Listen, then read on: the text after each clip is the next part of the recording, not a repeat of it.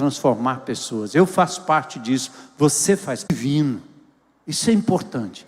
Aí a gente volta de verdade a sintonizar com Deus e vamos deixando de lado os ruídos e os percalços. É isto que nós queremos tratar hoje à noite, em sintonia com o plano de Deus. Vamos lá, Atos 2, 42. Juntos, e perseveravam na doutrina e na comunhão, no partir do pão e nas orações. Em cada alma havia temor. Muitos sinais, prodígios e sinais eram feitos por intermédio dos apóstolos. Tinham tudo em comum. Vendiam suas propriedades e bens, distribuindo o produto entre todos à medida que alguém tinha necessidade. Diariamente perseveravam unânimes no templo, partiam pão de casa em casa e tomavam as suas refeições com alegria e singeleza de coração, louvando a Deus e contando com a simpatia de todo o povo. Enquanto isso, acrescentava-lhes o Senhor, dia a dia, os que iam sendo salvos. Senhor, que essa palavra seja hoje, Senhor, a Tua voz no nosso coração, nos nossos ouvidos. Te louvo por esse povo amado, Senhor, que se reúne semanalmente nas casas em GR, aqueles que Te buscam logo pela manhã,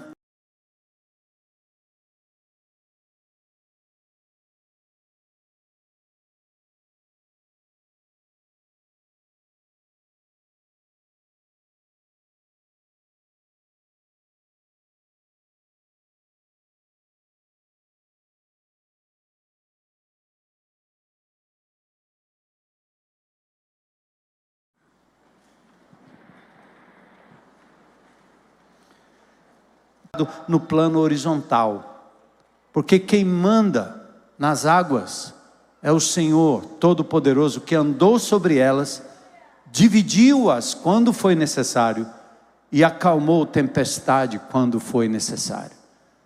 A igreja é um fenômeno fora do comum. A depender de nós, ficaríamos em casa com medo de que nós iríamos nos contaminar, que ali não daria certo. E nós tivemos não só um recado, mas foram vários recados. Até que pela graça e poder de Jesus, quando nós estávamos mudando o lugar, procurando um lugar, uns vinham e diziam: cadê a autorização? Vocês não podem. Os recados chegando para mim. Até que 2 ou 3 telefonemas, de repente alguém mandou um recado: diga para o pastor que nós recebemos um comando lá do alto. A Igreja Batista Central se reúne nessa praia, onde ela quiser. Veio de lá. Veio de lá. Mas vamos falar sobre os prognósticos humanos. Estamos avançando na ciência, medicina, tecnologia. Planejamos viver mais, mas estamos morrendo mais cedo.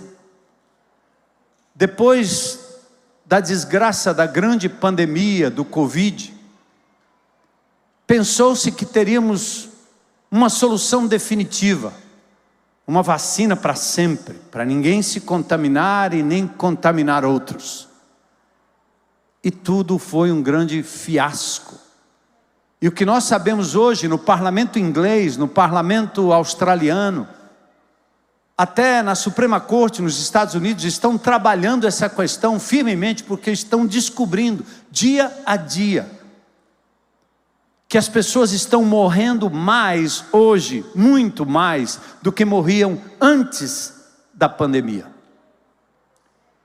E o fenômeno da incidência de câncer, da morte por problemas cardíacos, tem se avolumado. Só aqui no Brasil é que nós tapamos os nossos olhos, fechamos a nossa boca, tapamos os nossos ouvidos para a realidade.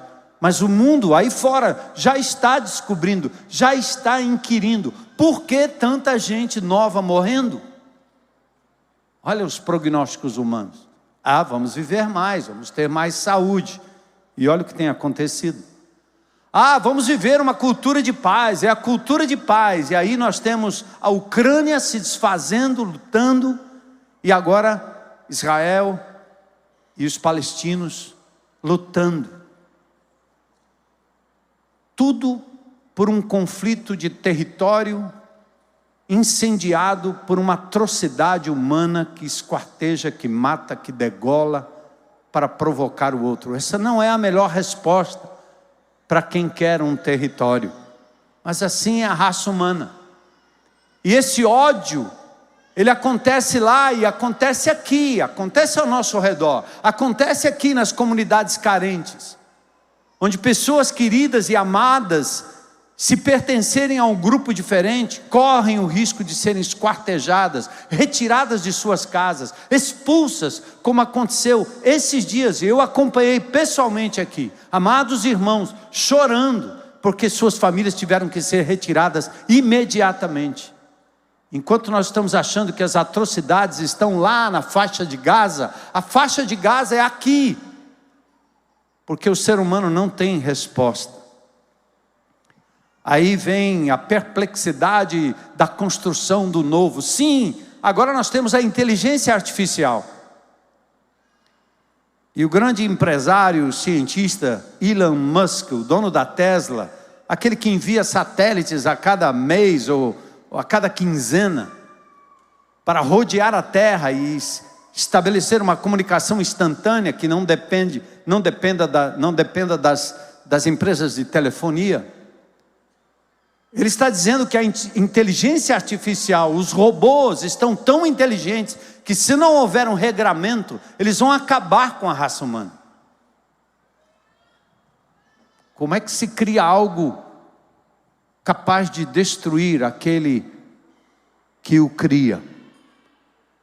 Aí nós falamos também na sociedade, os modelos ideais, liberdade para as mulheres, para os negros, para os homos, para os héteros, para as crianças, para os adultos, para os idosos. E os malditos políticos sem escrúpulos são os que faturam em cima dessa segmentação da sociedade. Vão nos dividindo e transformando isso em bandeiras para que eles possam ganhar em cima e explorar as pessoas, porque pouco fazem em prol delas. Mas o resultado disso tudo, da exaltação da masculinidade, da feminilidade, qual é o resultado? São famílias destruídas e pessoas vivendo como zumbis. Na praia, no final de semana, em casa, a droga, a loucura. Que modelo doido. Para onde nós estamos indo? Desequilibrados, sem futuros, imorais, perversos, cantando nojeira, que desprestigia a mulher, que faz do homem um animal, que faz da mulher um objeto de sexo. E nós vamos cantando como robôs, zumbis, destruindo a família e criando um ambiente cada vez pior para as nossas crianças. E aí nós falamos também em religiosidade. Ah, que legal. O relatório da Suíça diz, não tem ninguém perdido. Mas a religiosidade está gerando conflito, matando. Enquanto nós estamos entendendo que o placebo de dizer assim, vai que vai dar tudo certo, pensa positivo, a solução está dentro de você. Os positivistas, os existencialistas, os coaches, vão abandonando a verdade do Evangelho para oferecerem ao povo um placebo que não resolve. Não adianta dizer a alguém que morreu, pensa positivo, porque só há um capaz de ressuscitar os mortos, o nome dele é Jesus. Não tem outra alternativa. Não adianta dizer a alguém, e é claro que pode aliviar, pode, quem sabe, adiar um pouco a morte, quando uma pessoa em profunda depressão, ou passando por uma doença interminável, e você vem com positivismo, a força está dentro de você. Não está dentro de você. Pode aliviar. Não estou dizendo que essas coisas não ajudam ou não são legítimas, mas elas não correspondem à solução definitiva. Aí tem o evangelho da moda. Os crentes em Cristo Jesus vão vivendo um cristianismo estranho. Cria-se uma igreja para cada gosto. As pessoas perdem o compromisso com a palavra e o compromisso com o Deus da palavra, com o Cristo que é o centro da igreja. E aí tornamos a igreja um balcão de negócios. Exaltamos indivíduos. Deixamos de amar, de tolerar. A qualquer desavença, a qualquer desgosto, nós pulamos de um lado para o outro. Franquias e mais franquias são abertas aí, com o nome ali. Como se cristianismo fosse simplesmente abrir uma porta, colocar uma placa e dizer venham. E normalmente o que se busca não é o perdido, mas são ovelhas de outros apriscos. Porque se oferece algo maior e melhor. Que cristianismo é esse? Usurpam membros, exploram a boa fé. Repetem mantras de libertação sem mudança de caráter, rituais e palavras vazias, sem compromisso com a verdade, sem compromisso com a vida uns dos outros, ridículas franquias de esquina em esquina. Mas nós temos que compreender o propósito de Deus. Não é isso que eu quero para a minha vida, não é isso que nós queremos como igreja.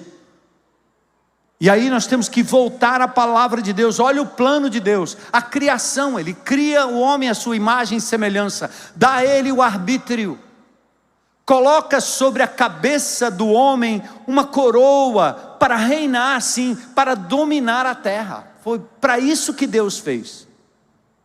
Sujeitai-a, dominai-a, essas são as palavras, os imperativos do Gênesis. Como se Deus pegasse você, colocasse no Éden e dissesse, pronto, é a partir de você, assuma o controle da natureza, o controle dos animais, o controle da sua vida, o controle do seu corpo, o controle de suas emoções. E o inimigo de Deus entra na história e o homem com o seu arbítrio decide entregar a coroa e colocar na cabeça de Satanás, dizendo, o domínio é seu. Porque você tem razão, esse Deus Criador está querendo que só Ele seja o bambambam da história. Pois vamos juntos nessa sociedade tentar construir um mundo diferente deste Criador. E o inimigo de Deus, como disse Jesus, é o Deus desse século.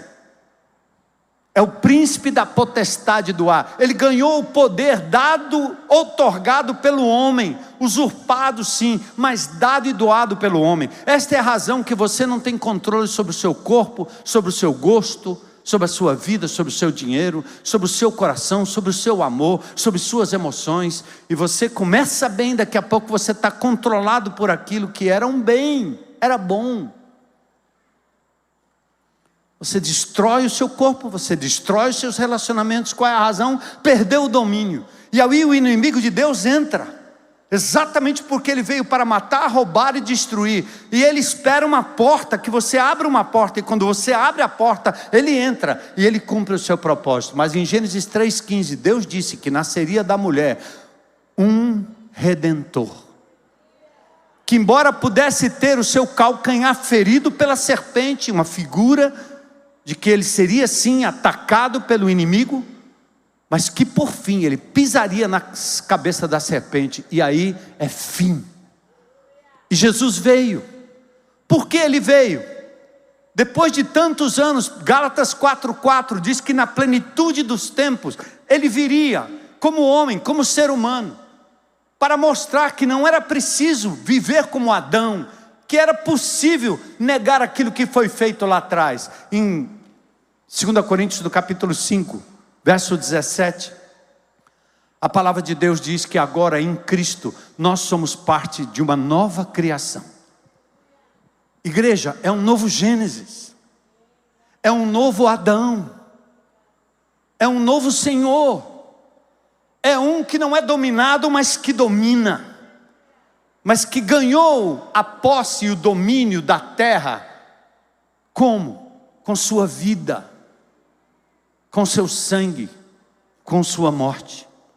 Portanto, se alguém está em Cristo, é parte, kainektisis, é nova criação, é parte de uma nova criação. Entenda, você é parte de um todo, de uma nova criação.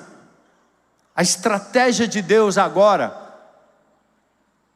em primeiro lugar, era que a promessa de Gênesis 3,15 pudesse vir através de um povo específico, Abraão e seus descendentes, Isaque. E depois você tem a tribo de Judá e todas as profecias apontando o povo judeu com terra, geograficamente constituído, templo para centralizar a adoração. Mas o Messias prometido não era um Messias político, nem bélico, mas um servo sofredor que viria dar a sua vida por nós, morrendo sem merecer, a fim de que assumisse o meu lugar e pudesse me resgatar do inferno. E esse Jesus então agora no Novo Testamento aponta para a nova criação. Colossenses 1,18, presta atenção na estratégia. Deus o faz o cabeça do corpo, da igreja. Ele é o princípio, o primogênito de entre os mortos, o primeiro a ressuscitar, para em todas as coisas ter a primazia. Efésios 1,22. Agora você desconecta o seu link das notícias humanas e daquilo que tem impregnado a sua mente. Conecte-se com o eterno, para você entender pela palavra de Deus e pela Escritura o que é que nós estamos fazendo aqui. Em Efésios 1,22 diz: Deus pôs todas as coisas debaixo dos pés do Senhor, como aquele rei sentado no seu trono, o estrado dos seus pés. Tudo vai ser submetido a Jesus. E para ser o cabeça de todas as coisas, o Pai o deu à igreja. Por isso que Jesus é entronizado aqui nesse lugar. Por isso que nós falamos do nome dEle. Por isso que nós louvamos o nome dEle. Por isso nós apontamos para Ele. Porque é plano do Pai que a nova criação e a submissão de todas as coisas, inclusive da natureza que geme porque sofre nas mãos dos humanos, que poluem, que destroem, isso vai acontecer através da igreja de Jesus. Efésios capítulo 3, verso 10.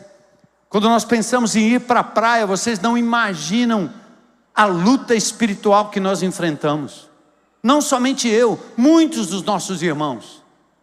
Dentro da minha casa, nós tivemos que pausar, eu e Heloísa, porque nós sabíamos que o inimigo de Deus estava entrando ali. Foi um momento difícil, um momento de oração, um momento de olhar um para o outro e dizer: olha o que o inimigo quer fazer aqui no meio da gente. Mas quando o nome de Jesus é proclamado, quando o coração é rendido, cumpre-se o que diz em Efésios capítulo 3, verso 10, para que, pela igreja, a multiforme sabedoria de Deus se torne conhecida agora dos principados e potestades. Sabe onde? Nos lugares celestiais. É poderoso, irmãos. É poderoso. É grandioso. Não é humano. Não é coisa de carne e sangue. É poder espiritual dominando a cidade, dominando a sua vida, dominando a sua casa, dominando a sua família. E você tem que proclamar o nome de Jesus.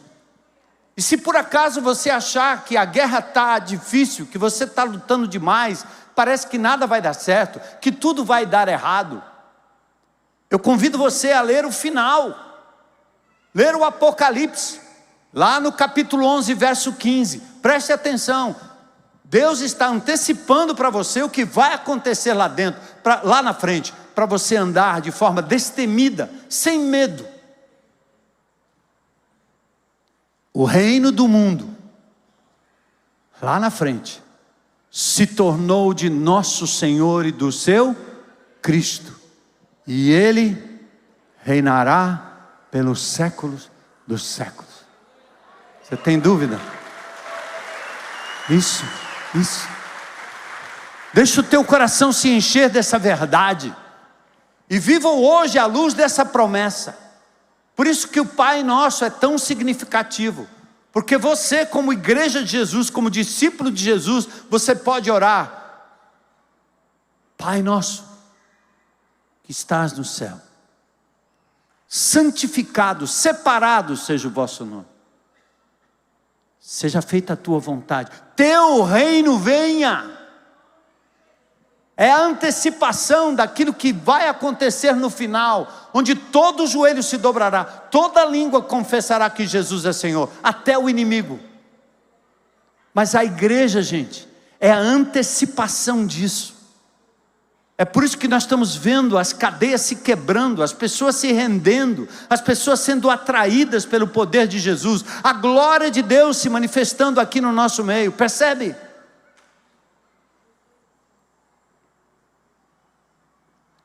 Nós não fazemos parte de um ideal humano, não é uma coisa de minha família, meus amiguinhos. Nós precisamos entender o nosso propósito aqui na terra. Se você acha que o teu propósito é constituir família, ter os seus bens, sua casa, seu carro, estudar, passar no vestibular, ter um emprego, quem sabe público, segurança, deixar uma herança para os seus filhos, usufruir do bem bom que Deus tem lhe dado, seja pouco, seja muito. Se você acha que o propósito é esse, está invertido. Porque Mateus 6,33 diz: busque em primeiro lugar o estabelecimento do reino de Deus, porque você está vivo por isso, e as demais coisas Ele vai acrescentar. Não inverta, a igreja. Nunca inverta. Que Deus coloque nas suas mãos o quanto Ele queira colocar. O muito ou o pouco. O da viuvinha, ou do rico Lázaro, do outro rico, não Lázaro. O da viuvinha, ou talvez de Nicodemos. Seja o que for, ou de Arimateia. O Deus coloca nas suas mãos o que Ele quiser colocar. Mas em nome de Jesus, entenda, a sua missão não é primariamente estabelecer essas coisas, mas o reino de Deus tem que ser anunciado através da sua vida. O rei chegou, o reino chegou, e chegou como parte de uma nova criação, nesta cidade, nesse tempo e nessa geração. Por isso o desenvolvimento histórico da igreja foi assim: um povo para abençoar os povos em Abraão, com Moisés, com Davi. Uma coisa linda é uma profecia de Jeremias, quando ele fala do novo pacto. Jeremias profetiza no momento em que Israel está cercada, prestes a ser destruída. Nesse tempo o exército do rei da Babilônia cercava Jerusalém, e Jeremias o profeta estava encarcerado no pátio da guarda, que estava na casa do rei de Judá. E aí vem uma palavra para Jeremias, vivendo aquele momento de desgraça. Versículo 14 assim diz o Senhor dos Exércitos, Deus de Israel: toma esta escritura, a escritura de compra do campo que ele diz que era para ser comprado. Como assim? Eu estou prestes a ser destruído, morto, invadido, o Senhor está me pedindo para comprar um campo? Deus diz: compra. É pela fé. O Deus de Israel diz: toma essa escritura de compra, tanto a selada como a aberta, mete essa escritura num vaso de barro. Para quê? Para que se possam conservar por muitos dias.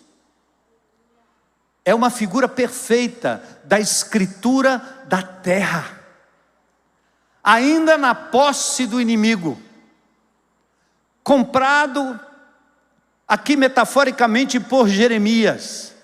Mas quando Jesus vem dar a sua vida, Ele destrói o inimigo, o poder do inimigo na cruz do Calvário, Colossenses 1,13. Ele ganha o direito de reinar. Ele recusa a oferta fácil do diabo na sua tentação, quando diz: tudo isso te darei, se prostrado me adorares. O diabo faz essa oferta para você e para mim todo o tempo. Por que ele ofereceu? Ele ofereceu porque estava na mão dele. Lembra da coroa? que Adão entregou, colocou nas mãos dele, agora ele queria entregar para Jesus, para que Jesus pudesse olhar para a possessão, para o material.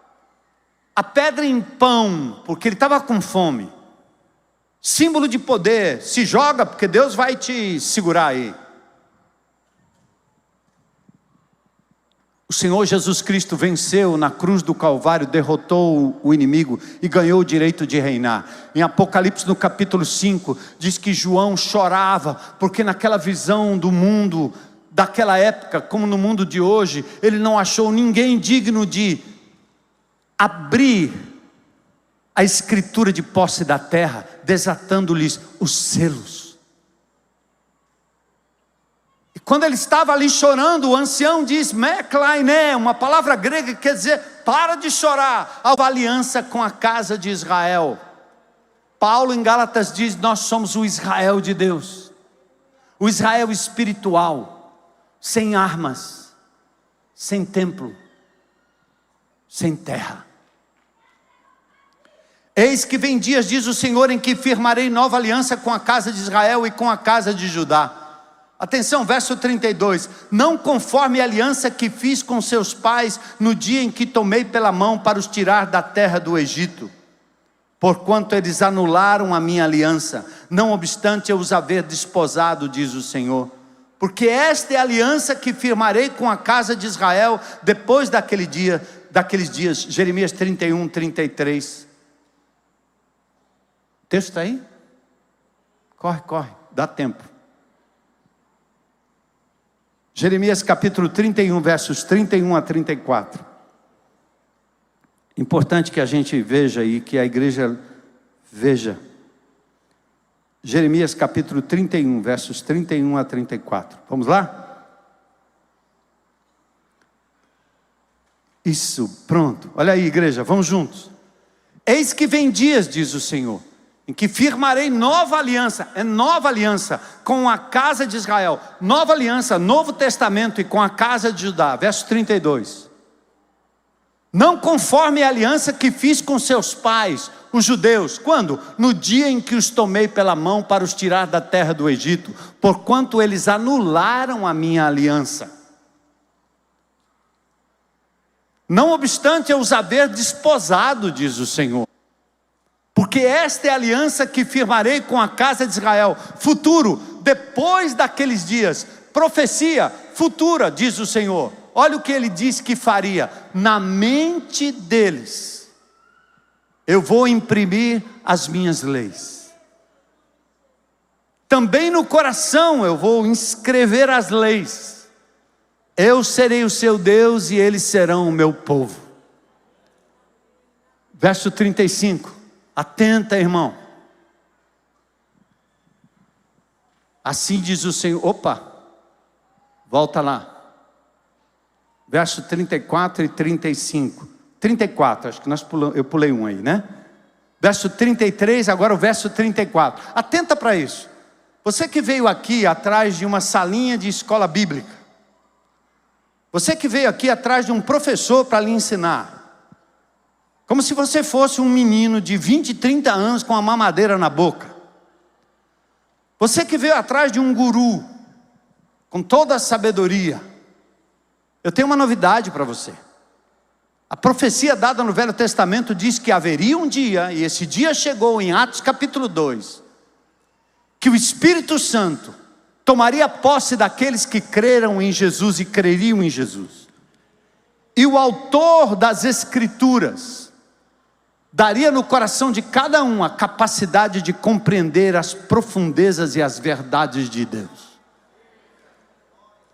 Ou você acredita nisso, você vai ficar construindo prédio para instruir o povo e manter o povo na ignorância, exaltando os doutores, os teólogos e os seminaristas. Atenta para a profecia, igreja de Jesus. Vamos crescer, vamos amadurecer.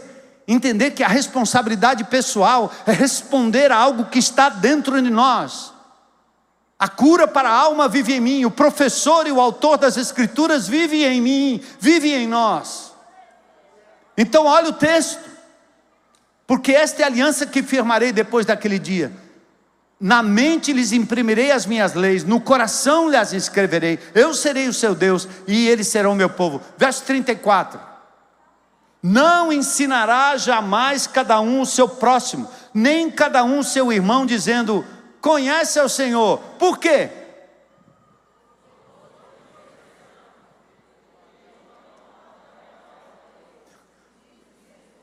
Porque Ele habita em nós, entende?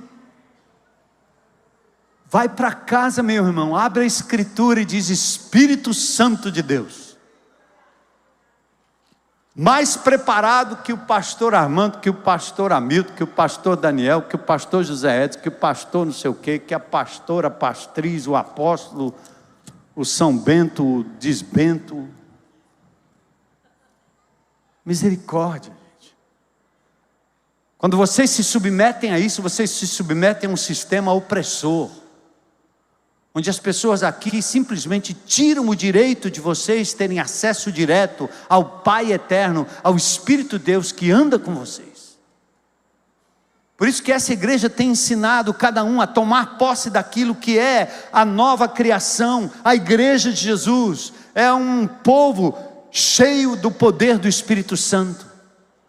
Ninguém vai precisar dizer, conhece o Senhor, porque Ele mora em mim, Ele mora em você, Ele está aí.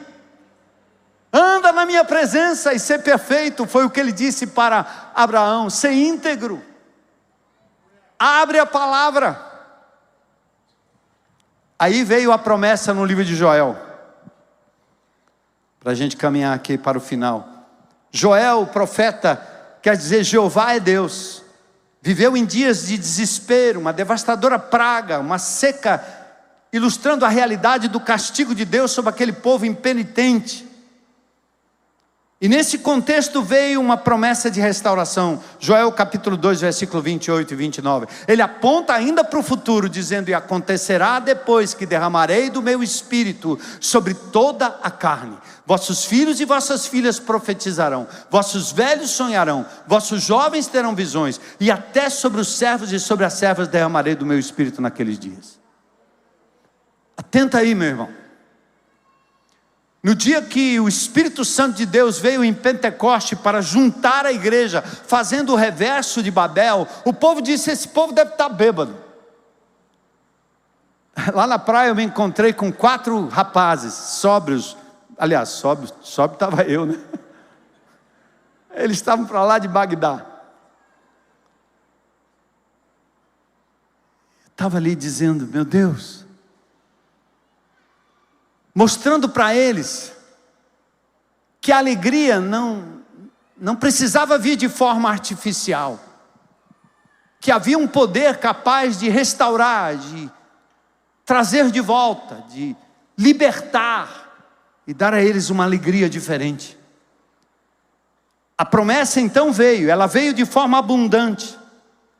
Em Atos do capítulo 2, quando Pedro estava pregando, o Espírito Santo veio sobre a igreja, naquele início, o povo dizia assim, eles estão bêbados. Como muitos talvez naquele espigão, estivessem provavelmente olhando e dizendo assim, como é que pode tanta alegria, esse povo pulando, o que é que os motiva? É bebida? É um réveillon? É uma cerveja, 2, 3, 4, 5 na mão, o cara está para lá de Bagdá. É uma carreirinha, o que é? É um baseado, o que é que faz esse povo estar tão alegre?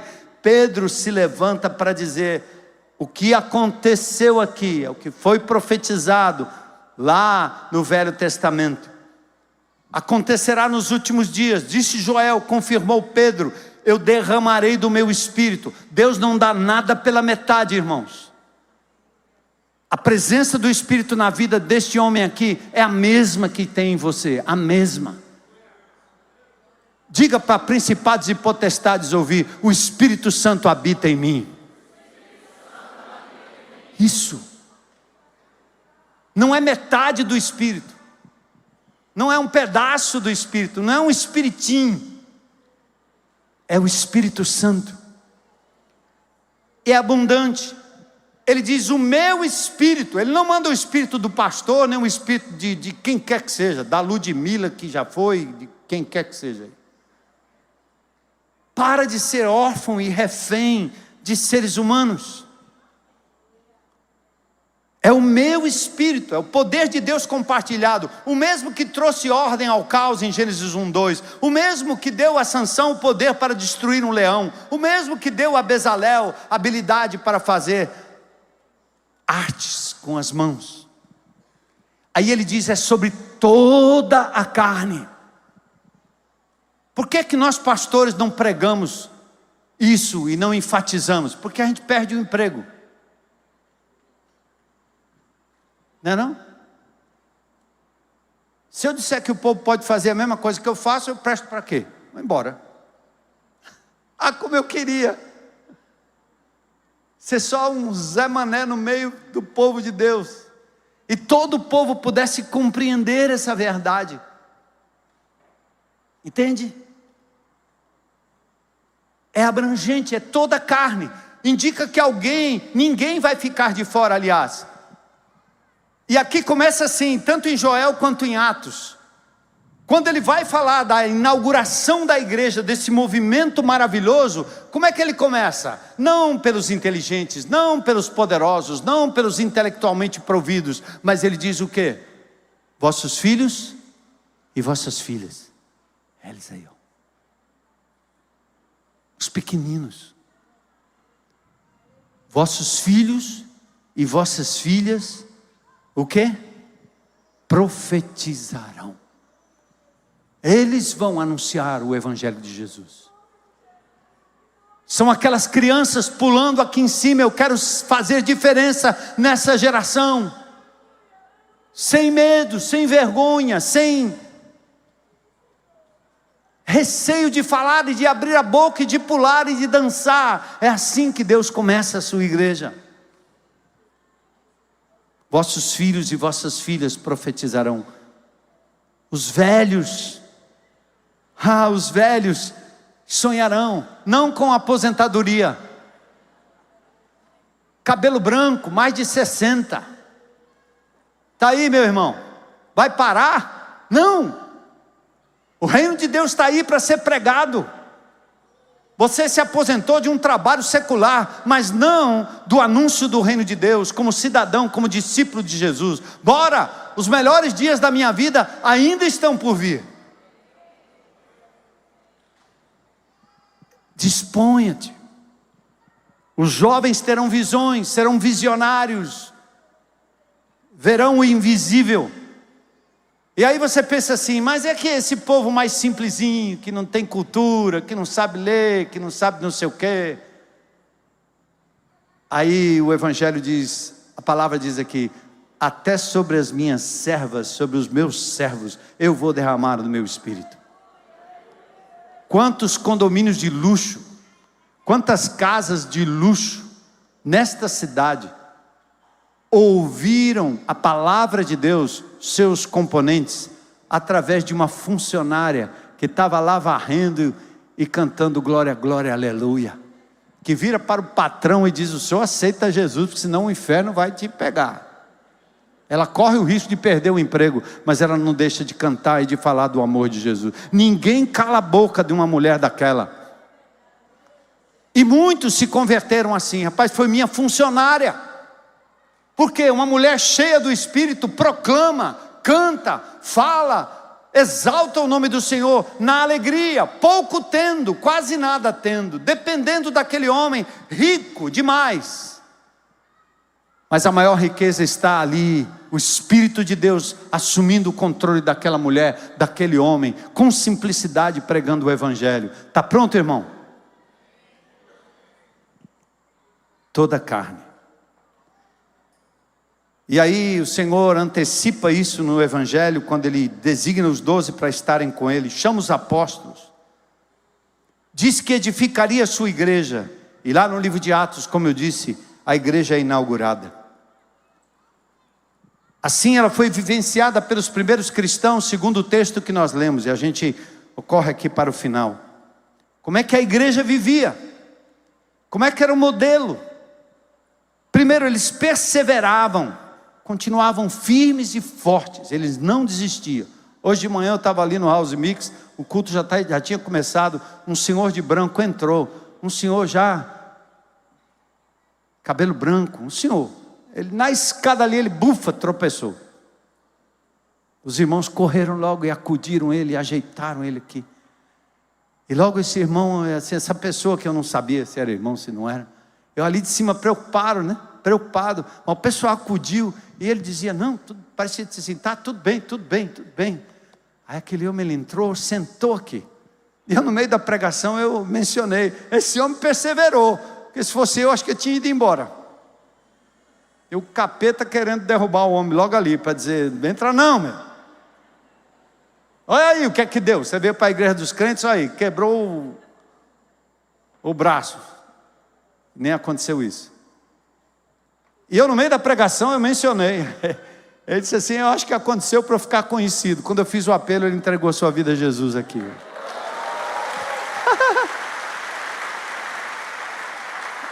Ele não desistiu. Persevera, meu irmão. Seja fiel à sua igreja local. Ame a sua igreja. Ame seus líderes. Não saia daqui por uma palavra que você não gostou, porque eu vou lhe decepcionar. Porque eu sou um ser humano. Eu vou dizer coisas que você não vai gostar. Por favor, em nome de Jesus, ame o Senhor, ame a igreja. E ame as pessoas imperfeitas aqui, inclusive seus líderes. Não saia por aí pulando de galho em galho. A igreja perseverava na doutrina dos apóstolos, no ensino da palavra de Deus, desejando ardentemente o leite, como diz Pedro, em 1 Pedro 2:2. Mamãe, quando vai nascer o filho, né, estão preparando, papai e mamãe, aí faz o quartinho da criança. Meu, rapaz, eu já vi cada quarto de menino que eu vou dizer. O camarada faz e gasta dinheiro, e gasta dinheiro, e gasta dinheiro, e gasta dinheiro. A criança nasce, o que a criança quer? Tudo aquilo que você fez? Não, ela quer o leite. Por isso que Pedro diz, é o leite, desejem o leite. Desejem essa palavra viva, poderosa. A criança não está nem aí com o enfeite, com o berço de ouro, com o que foi pintado, os badulaques pendurados. A criança quer o leite. E você não fabrica, é o Senhor que dá. A mãe é o instrumento. Então a palavra de Deus tem que ser desejada ardentemente como uma criança, diz Pedro. Por isso que a igreja perseverava na doutrina dos apóstolos, no ensino, e que você faça assim como um bebê recém-nascido. A igreja perseverava na comunhão, na koinonia, a sociedade de tudo que se possui. É interessante que a Bíblia diz que não é esse comunismo barato, mentiroso que existe, mas é à medida que cada um tinha necessidade, necessidades eram supridas, quando se tinha conhecimento de que alguém de verdade precisava de ajuda. Ontem me cortou o coração, eu ainda quero dar um jeito, se alguém souber, eu vou atrás, porque eu estava ali, enquanto nós estávamos no batismo, havia uma disputa ali do campeonato de skate, e eu fiquei ali virado para o skate, e o negócio acontecendo aqui atrás, e um menino, que estava ali, dando um espetáculo, quando ele pulou, o skate quebrou, e meu coração ficou partido. Eu disse, rapaz, me arruma, onde é que eu acho um skate aqui? Não tinha. Eu ainda vou atrás desse rapaz, porque quando o coração da gente toca, né, vai lá e ajuda, vai lá e reparte.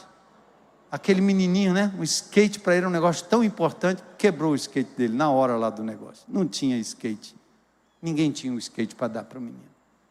É assim, você está no seu GR, Deus toca no seu coração, ajuda.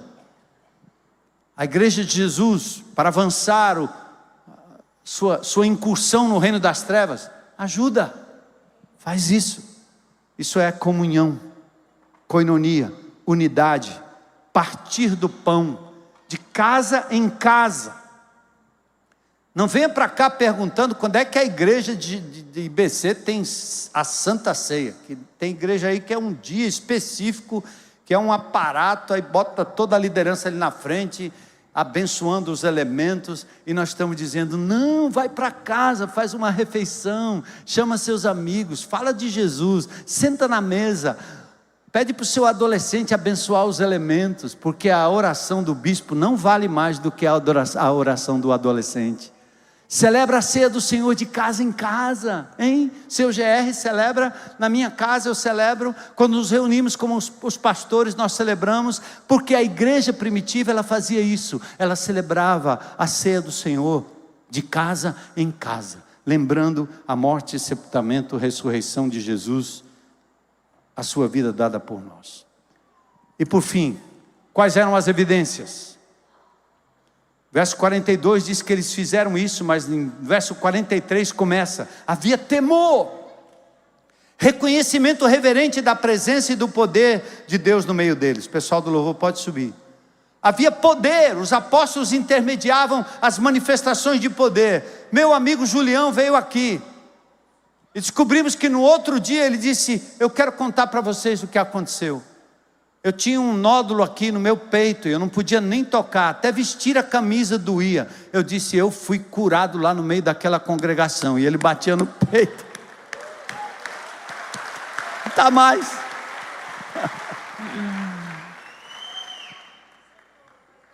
Deus me deu o dom da cura, eu já curei por pessoas, eu vi a cura acontecendo imediata. Então vocês não me procurem para oração. Eu vou orar na hora que Deus mandar, não vou fazer fila. Eu podia ter orado pelo meu amigo, então o pastor Armando orou e o cara ficou curado. Naquele dia, o Espírito de Deus operou através da igreja de Jesus, e a glória foi dada a quem? A Jesus. Então saia por aí, meu irmão, orando, impondo as mãos. Tivemos um testemunho ontem, de uma cura poderosa. Temor, poder, unidade, todos que creram estavam juntos, solidariedade, congregação de casa em casa, alegria, singeleza, sinceridade, louvor, reconhecimento constante de que Deus é a fonte de toda bênção, e contando com a simpatia do povo. O resultado era a salvação dos perdidos, pois o Senhor ia acrescentando dia a dia os que iam sendo salvos. Essa é a igreja de Jesus. Essa é a nova criação da qual eu faço parte. Entenda que você faz parte de algo que é muito maior do que uma instituição, do que um clube. Isso aqui é um ente espiritual. É a igreja do Senhor Jesus. Lugar de cura, de libertação, de manifestação do poder de Deus. Lugar de proclamação do nome de Jesus. E quando o Espírito está em nós, nós proclamamos Jesus. É isso aí. Lugar de alegria do Espírito Santo, de poder, de entendimento das Escrituras. Essa é a igreja de Jesus.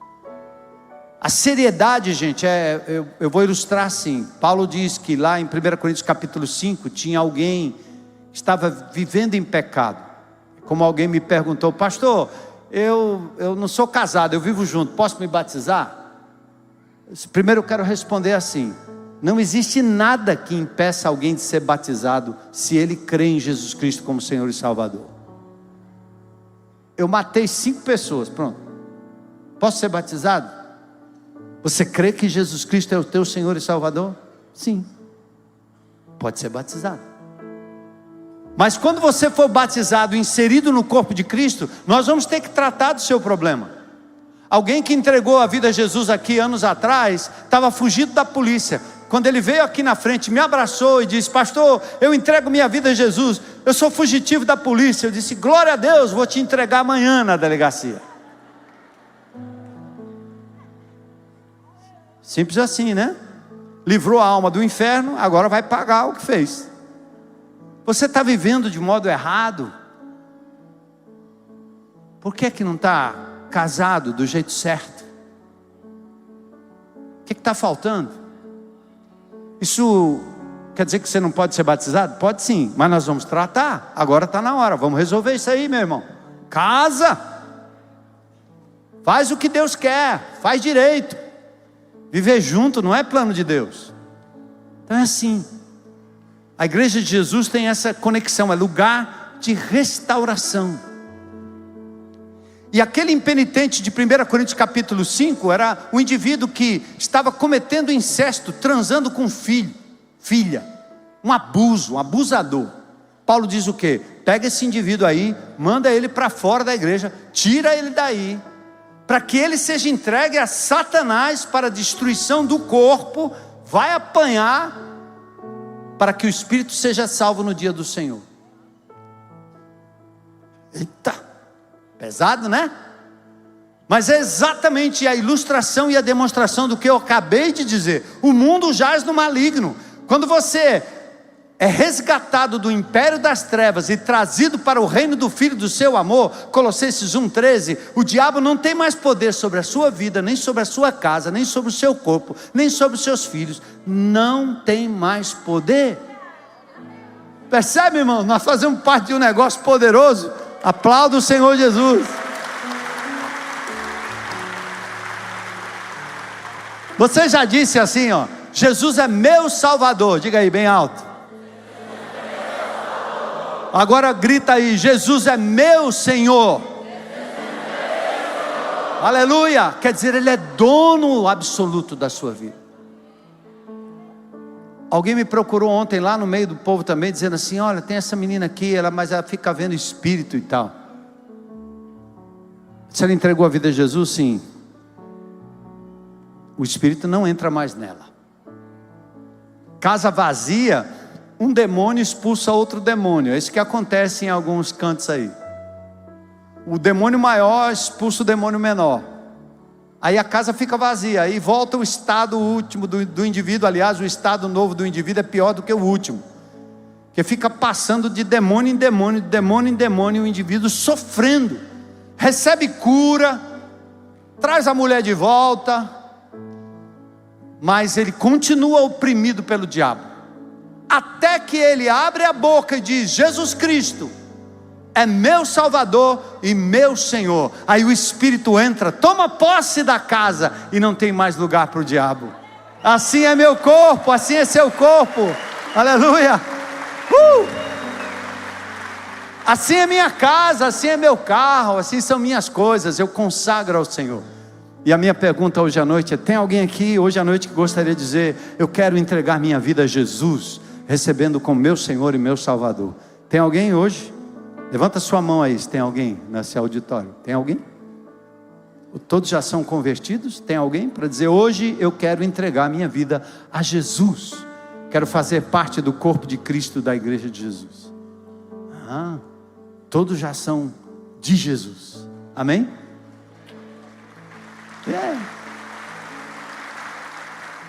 Eu creio. E hoje você vai sair daqui entendendo: eu quero me conectar com o eterno e não perder a visão de que eu estou aqui em função do reino de Deus. Por isso usa-me, Senhor, tudo que eu tenho, tudo que eu sou, para que o teu reino avance, para que pessoas sejam resgatadas das trevas. Aleluia. Oh, glória a Deus.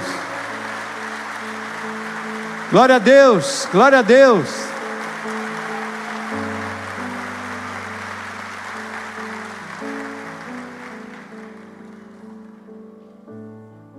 Glória a Deus. Mais alguém? Coragem.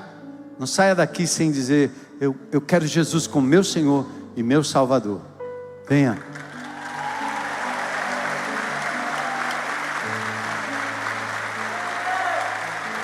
Glória a Deus.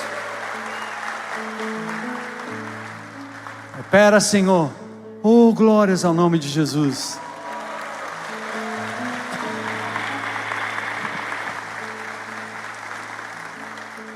Você está na internet aí? Romanos 10, 9. Se com tua boca confessares a Jesus como Senhor e em teu coração creres que Deus o ressuscitou dentre os mortos, serás salvo. Aí o inimigo de Deus, bate em retirada. Glória a Deus.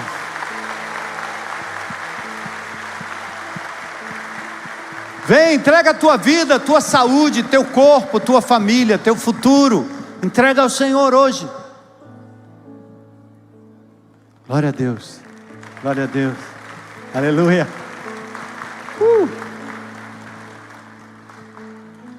E amados, lembra que nós falamos que o ano que vem a gente quer ter um ano da semeadura? Você é o semeador. Você vai sair semeando a palavra de Deus. Essas pessoas não vieram aqui por acaso. Elas foram trazidas pelo Senhor. E talvez sobre a instrumentalidade de amados irmãos aqui que convidaram.